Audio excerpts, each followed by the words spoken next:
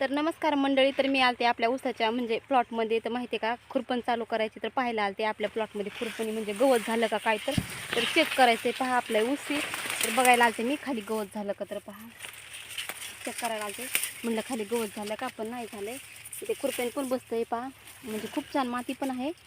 खुरपण नाही बसत तर आपण पुढे जाऊन बघूया. म्हणजे बायका लावायच्यात खुरपाला 10-15 जणी, आणि बघायचं आहे आपल्याला, चेक करायचं आहे. म्हणजे आपल्याला गवत झालं का कसं, म्हणजे आता पाऊस लागणार आहे त्यामुळे चेक करायचं आहे आपल्याला. चला पुढे बघूया आपण, म्हणजे कसं गवत झालं का कसं. तर खूप गरम आहे पण, आणि खूप ऊन पण लागेल. हे पहा थोडं थोडं झालं गवत, हे थोडं थोडं झालं गवत. म्हणजे काय करावं लागेल, बायका लावावं लागतं. हे थोडं थोडं झालं गवत, आणि साईडला भिंडी तोडायला चालू आहे. हे पहा थोडं गवत झालं ऊसाच्या प्लॉटमध्ये. हे पहा गवत झाले. म्हणजे काय करावं लागेल माहिती आहे का, 2 ते 3 दिवसामध्ये बायका लावावं लागते ना आपल्याला खुरपायला. म्हणजे खूप गवत झाले.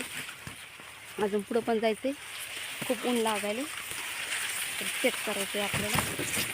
पुढे पण गवत झालं काय, तर पहा हे आपले ऊस आहे, किती सुंदर दिसायला आहे. चला पुढे जाऊया. इकडे चेक करून इथे पण गवत झालं आहे, इथे पण गवत झालं. हे पहा इथे पण मोठ्याला गवत झालं आहे. म्हणजे काय करावं लागेल, 1 ते 2 दिवसामध्ये सहज खुरपण चालू करावं लागेल. तर चला, खूप ऊन लागले. बघितलं मी, चेक केले.